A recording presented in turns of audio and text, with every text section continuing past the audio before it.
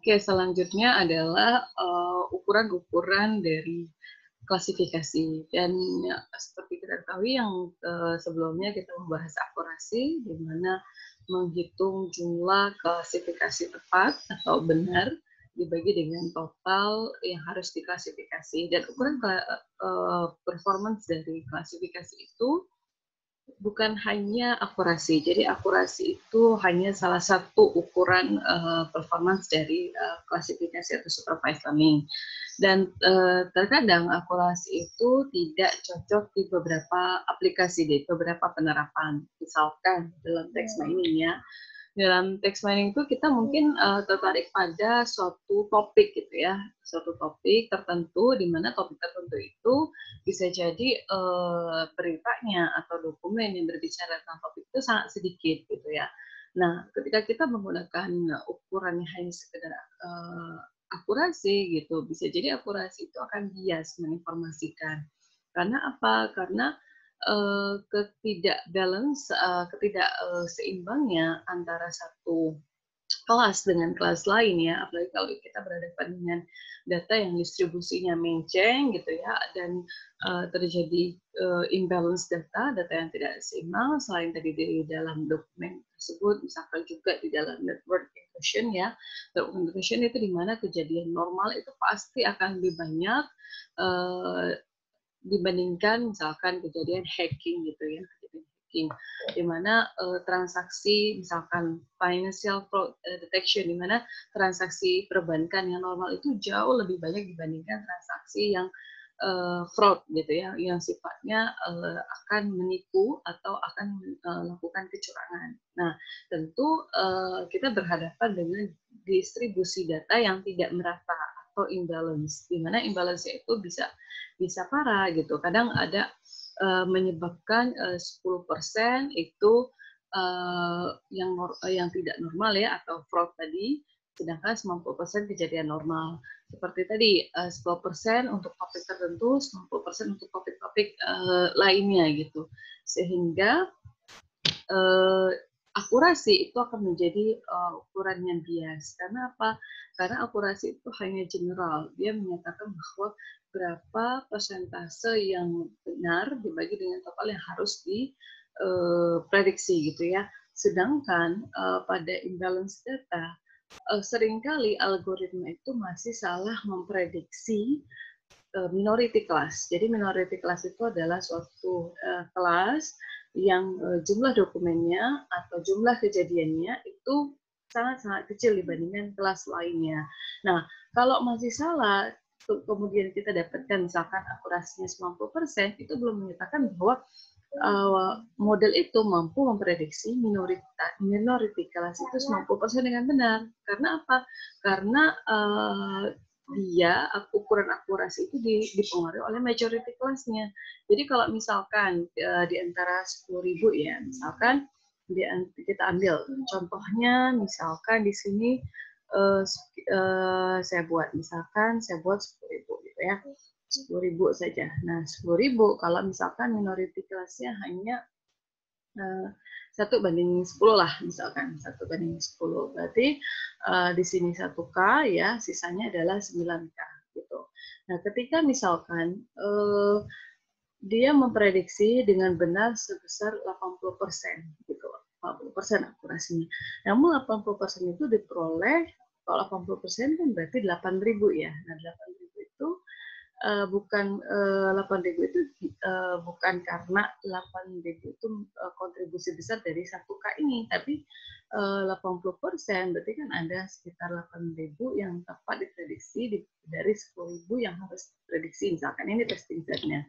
Nah, 8.000 itu, 80% itu karena apa? Kontribusi dari majority class gitu. Jadi kalau kita menganggap bahwa 80 model itu memiliki akurasi 80%, itu bukan berarti dia bisa menebak 80% dengan benar si minority class ini gitu. Sehingga ini menjadi tidak cocok kalau kita menggunakan akurasi. Makanya di sini dikatakan bahwa akurasi itu tidak cocok di dalam beberapa penerapan dalam aplikasi, apalagi yang memiliki skewness distribution atau highly imbalanced data seperti itu. Nah, di dalam yang perlu ya kita pahami ketika kita berhadapan dengan imbalance data ya justru kita yang menjadi kelas incaran atau kelas yang kita model itu prediksi dengan benar adalah minority class. Nah, karena apa? Misalkan nih antara financial fraud detection kita mau memprediksi normal transaction atau justru fraud transaction. Fraud transaction kan yang menjadi interest kita gitu. Sedangkan fraud transaction itu terjadi sangat langka dibandingkan normal transaction. Sama seperti network intrusion. Kita tertarik pada akses yang normal, akses web yang normal, atau akses web yang misalkan itu mencurigakan atau hacking gitu ya. Tentu kita tertarik pada kejadian yang tidak normal, serangan atau hacking gitu. Dan itu kejadian yang langka dibandingkan atau kejadian yang jarang dibandingkan kejadian normal. Nah, karena kita tertarik pada minority class sehingga di dalam supervised learning itu di dalam konvensi itu sering dikatakan bahwa minority class itu akan menjadi positive class. Positive class ini akan menjadi incaran kita. Jadi makna positive class dan negative class itu tergantung dari targetnya, bukan tergantung dari maknanya. Jadi kalau targetnya itu adalah fraud detection, maka kejadian fraud itulah yang akan menjadi positive class. Kalau misalkan hacking atau serangan network itu menjadi interest dari klasifikasi kita, maka hacking itulah yang akan menjadi positive class. Jadi positive class dan negative class itu bukan berasal dari maknanya, tapi menjadi target kita apa, ya. Nah, ukuran lainnya adalah precision dan recall. Jadi precision recall ini sangat penting sekali, apalagi kalau misalkan kita ingin melihat seberapa akurat gitu ya. Selain akurasi yang sifatnya global, seberapa precise dari model itu bisa mendeteksi. Nah, precision dan recall itu dibentuk dari true, positive, false, positive, false, negative, dan true, negative. Nah, ini jadi sebelum bisa menghitung precision dan recall, ada baiknya kita membuat confession matrix. Jadi di dalam package supervised learning atau machine learning ya, baik itu di R ataupun di Python, itu selalu ada fasilitas function untuk menampilkan confession matrix. Dan saya sarankan untuk mengukur precision dan recall, kalian juga menampilkan confession matrix-nya. Apa itu confession matrix? Jadi confession matrix itu ibarat peta, di mana misalkan kita bermain dengan binary class. Binary classes di sini kita punya positif sama negatif, kelas positif sama kelas negatif. Ingat ya, positif negatif tadi bukan dilihat dari maknanya, tapi dilihat dari apa yang menjadi interest kelas kita, gitu ya. Nah, di sini kita buat tabel seperti ini. Jadi di sini ada classified positif, di sini ada classified negatif, ini menjadi kolomnya, lalu actual positif, actual negatif. Nah, true positif itu adalah banyaknya yang diklasifikasikan sebagai positif dan memang dia positif. Jadi kelas positif true, artinya dia benar menebak kelas positif. False positif, dia menebak ini adalah kelas positif, namun salah, karena ternyata aktualnya adalah negatif. False negatif atau FN, itu dia menebak negatif, hanya saja kenyataannya adalah positif. True negatif, dia menebak negatif, dan memang kelasnya adalah kelas negatif. Ya, jadi TP, FP, FN, TN itu harus kalian hafalkan maknanya. Nah, untuk menghitung precision dan recall, precision itu adalah TP dibagi TP plus FP. Maknanya apa sebenarnya? Precision P itu menyatakan jumlah positif example, jumlah positif kelas yang diklasifikasikan dengan benar dibagi dengan total positif total record atau case yang diklasifikasikan sebagai positif. Jadi ibaratnya begini, precision itu menyatakan semua yang diklasifikasikan sebagai positif kelas seberapa banyak yang benar, itu precision. Jadi seberapa precise yang dia tebak sebagai positif. Nah, sedangkan recall itu adalah kemampuan si model tadi untuk memprediksi kelas positif. Beda ya. Jadi di sini pembaginya adalah di sini. Kalau recall itu ibarat kayak memanggil ya, memanggil atau mengingat kembali ingatannya itu positif kelas itu seperti apa sih, sehingga recall itu menyatakan seberapa baik model itu mampu memprediksi kelas positif gitu. Seberapa banyak si model itu mampu memprediksi kelas positif. Namun precision dari kelas positif yang sudah diprediksi seberapa banyak yang benar, karena bisa jadi dia memprediksi kelas positif namun kenyataannya adalah negatif. Nah, seringkali kita dapatkan kondisinya seperti ini gitu, precision-nya 100% gitu ya, recall-nya 1% gitu. Jadi dia mampu memprediksi kelas positif itu hanya 1%, dan dari 1% itu ya benar gitu, prediksinya itu benar. Nah, sehingga ini yang menjadikan kita memilih yang mana nih? Apakah memilih yang recall-nya tinggi atau memilih yang precision-nya tinggi gitu. Seringkali kita berhadapan dengan dia precision-nya tinggi, recall-nya rendah, precision-nya rendah, recall-nya tinggi gitu.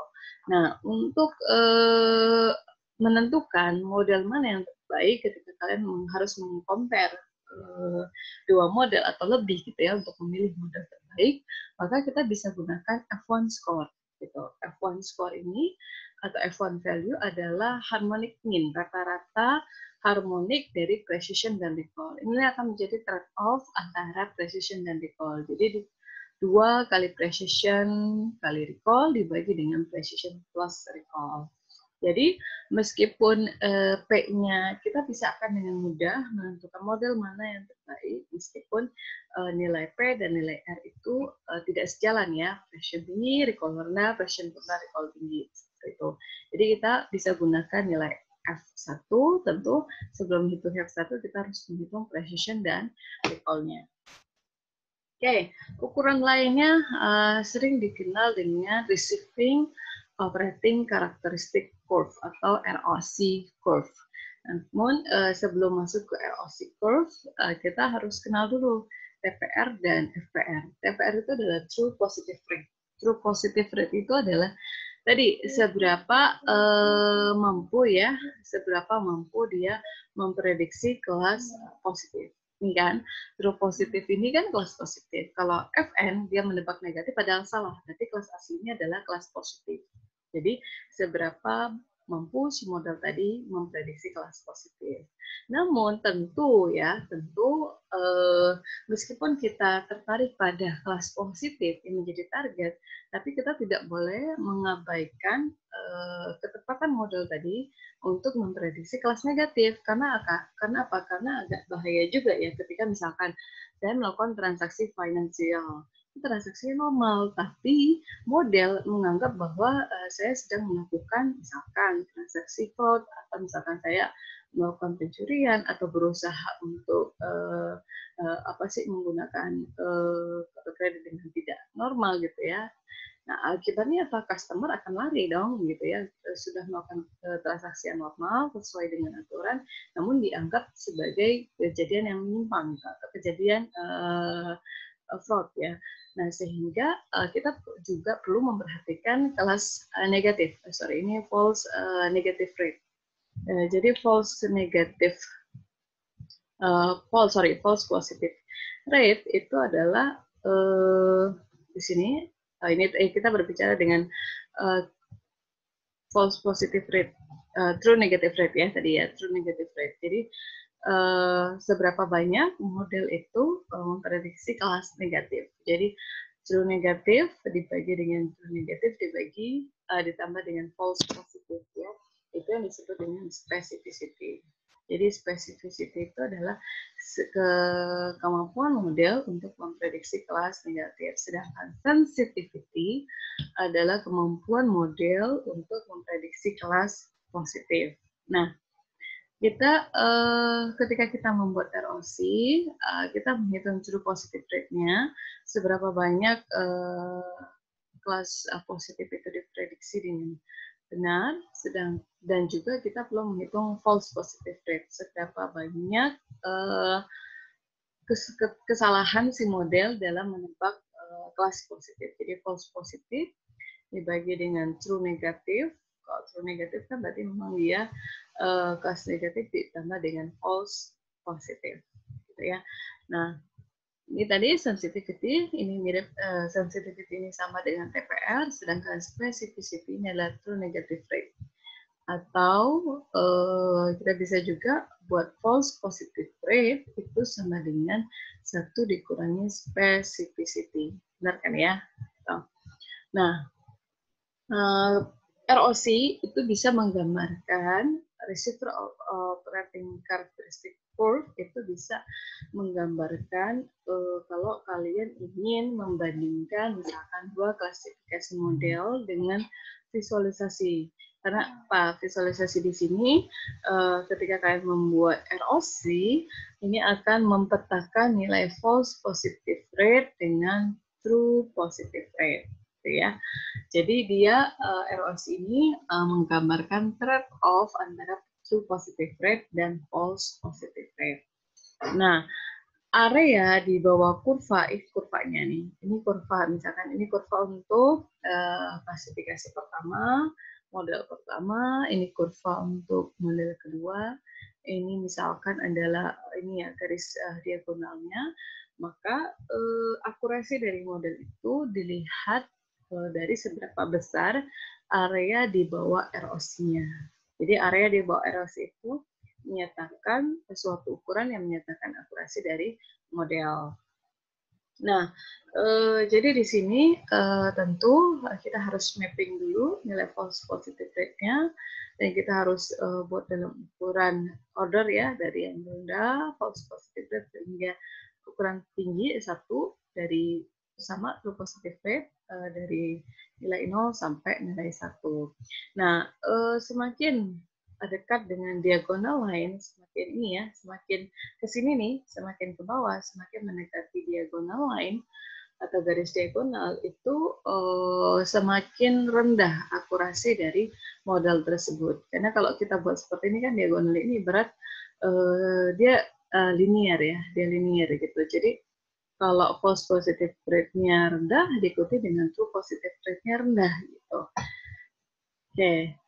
Nah, kalau misalkan model itu memiliki perfect akurasi, maka dia memiliki areanya 1. Jadi, kalian bisa lihat, mungkin pernah belajar di kalkulus 2 ya, kalian bisa menghitung area di bawah kurva dengan menggunakan apa? Integral. Namun kalau ini kan, kalau kita lihat dari kotak ini kan 1 dengan 1 ukurannya, maka luas dari kotak ini adalah 1, karena 1 kali 1. Nah, kalau misalkan dia perfect gitu ya, maka si model itu akan mendapatkan areanya itu sebanyak 1, artinya akurasinya penuh. Ya, perfect itu. Nah, ini kita bisa gunakan, kita petakan di setiap ininya, true positifnya berapa, false positifnya berapa, true negatifnya berapa, false positifnya berapa, sehingga kita bisa hitung TPR-nya, ya kan tadi pemutaan antara TPR, true positive rate untuk Y-nya, dan false positive rate untuk X-nya. Sehingga kita bisa petakan nih. Jadi kita bisa hitung berapa sih area di bawah kurva, sehingga kita bisa hitung berapa akurasi dari si modelnya. Nah, contohnya seperti ini. Jadi, kita petakan, ini misalkan C1, grafiknya seperti ini, gitu ya. C2, grafiknya yang bawah. Nah, bagaimana? Ini diaplikasikan pada data yang sama, sehingga dengan visualisasi seperti ini akan membantu kita menentukan C1 apakah lebih baik dari C2. Nah, C1 untuk menyatakan apakah C1 lebih baik atau C2 yang lebih baik itu tergantung dari wilayah yang akan menjadi fokus kita. Kalau wilayahnya itu di bawah kurva, maka semakin besar wilayah di bawah kurva itu menyatakan bahwa semakin besar akurasi dari si model itu. Jadi kalau misalkan kita ngomonginnya itu area di bawah kurva kan berarti ke sini ya. Maka kita hitung berapa sih luasnya C2 di bawah kurva C2 ini. Kita bisa gunakan konsep integral gitu ya. Terus juga di sini berapa sih luas di bawah area C1, semakin besar maka itulah yang semakin baik. Namun kalau kita ngomongin area di atas kurva, berarti kita ambil area yang paling kecil. Jadi yang paling kecil itulah yang paling baik modelnya. Namun jarang, biasanya area di bawah kurva, area under kurva, atau yang disingkat dengan AUC. Oke, nah tadi ukuran untuk masing-masing model ya, atau semua model. Kemudian kalian compare dengan F1, dengan Passion Recall, ataupun dengan Sensitive Rep dan Specificity. Nah, kalian juga bisa gunakan apa yang kalian sudah pelajari di statistik, bahwa kita bisa meng-compare dua hal gitu ya, dua model, misalkan dalam konteks ini dua model, dengan membandingkan rata-rata dari si model itu. Apa yang dibandingkan? Itu adalah rata-rata error gitu. Jadi kalian bisa gunakan dengan mengestimasi intervals, confidence interval, selang kepercayaan untuk menyatakan misalkan saya dengan tingkat kepercayaan 95%, saya bisa menyatakan bahwa N1 itu berbeda dengan N2 gitu. Artinya memang ada yang lebih baik, ada model yang lebih baik dibandingkan model lainnya. Nah, kita bisa gunakan confidence interval ini. Jadi caranya bagaimana? Caranya kalau kalian punya dua model, sudah punya dua model, maka kalian bisa bandingkan rata-rata error dari masing-masing model. Bagaimana ya cara membandingkan rata-rata error dari model? Maka kalian bisa gunakan pada dataset testing ya, pada dataset testing, kalian tebak, kalian minta M1 itu menebak testing setnya dengan tenfold cross validation. Jadi misalkan pada uji pertama, pada iterasi pertama, berapa sih kesalahan M1 dalam menebak, gitu kan. Ingat, error itu adalah 1 dikurangi akurasi. Kita dapatlah misalkan error pertama untuk model 1 dan error pertama untuk model kedua. Jadi ini bisa kita gunakan pairwise comparison kalau kita sama-sama kita terapkan pada data yang sama, pada testing set yang sama.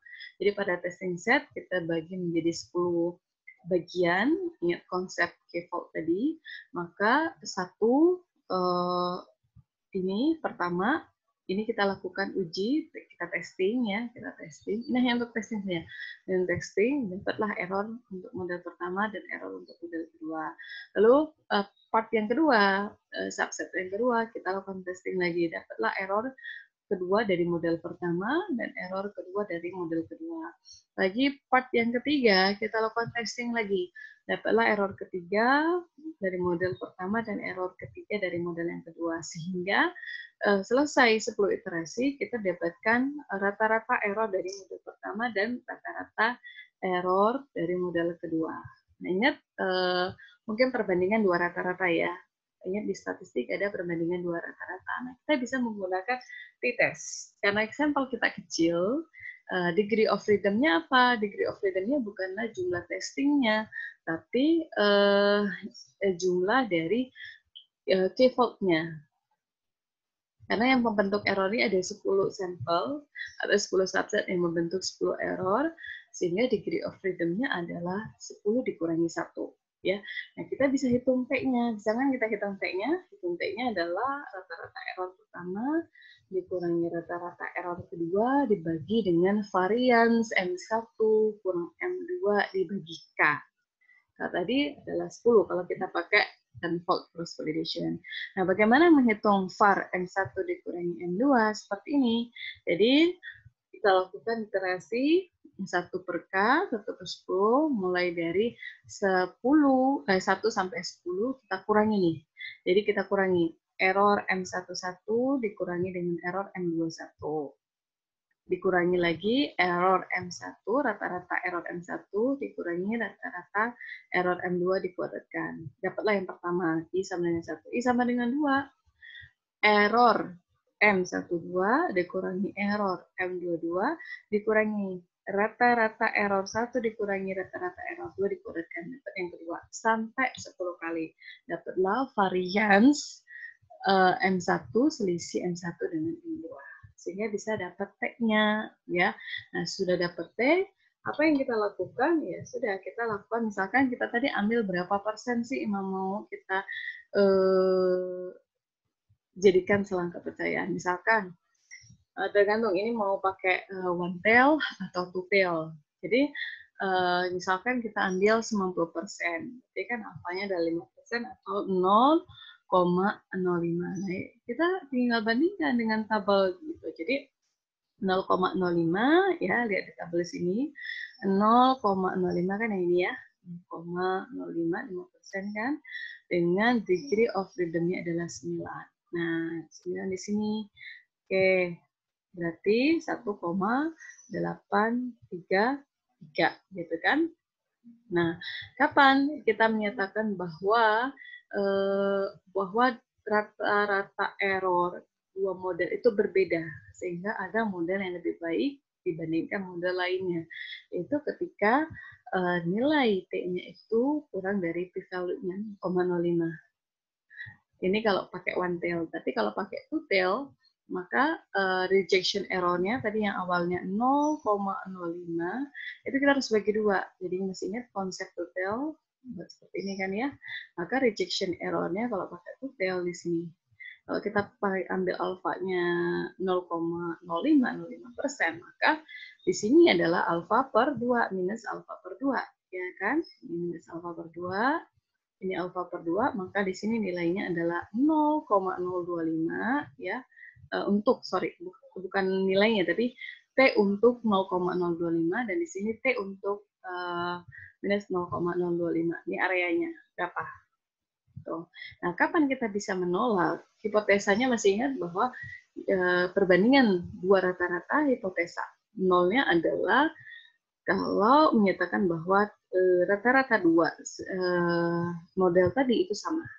Tapi H1-nya adalah rata-rata dua model itu berbeda.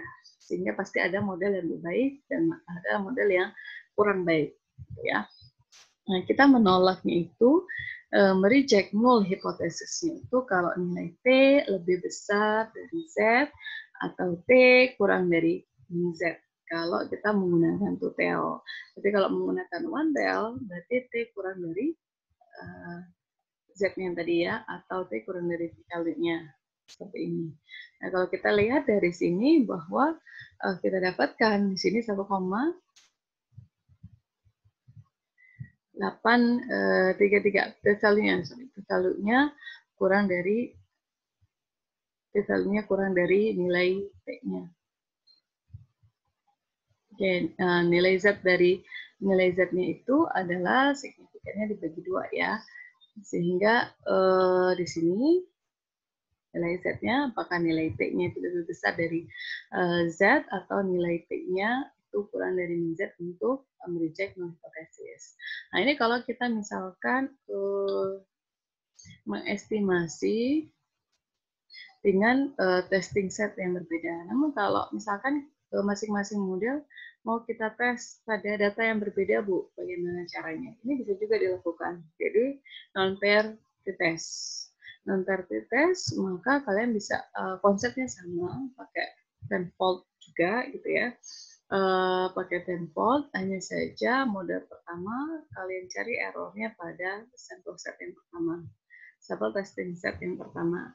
Error kedua, kalian running jalannya pada sampel set yang kedua gitu. Kemudian sama seperti tadi, kalian cari error di setiap iterasinya, setiap subset dari masing-masing sampel setnya, dapatlah error M1, 1, M1, 2, M2, 1, M2, 2. Kemudian cari T-nya. Nah, bedanya di sini, adalah kalian bagaimana mencari var M1 dikurang M2-nya. Kalau tadi var M1 kurang M2 pada pairwise comparison, dihitung dengan seperti ini. Tapi kalau di sini, variance M1 kurang M2-nya adalah variance M1 per K1 ditambah dengan variance M2 per K2 diakarkan. Atau yang dikenal dengan to sample t-test. Nah, ketika nanti membaca tabel, mana Bu yang dipakai gitu kan?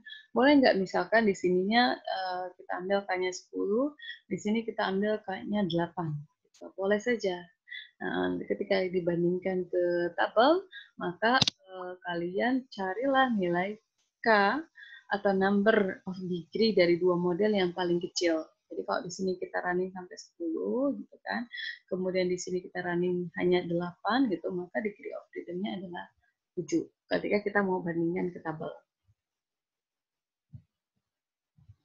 Ya, oke ya tadi.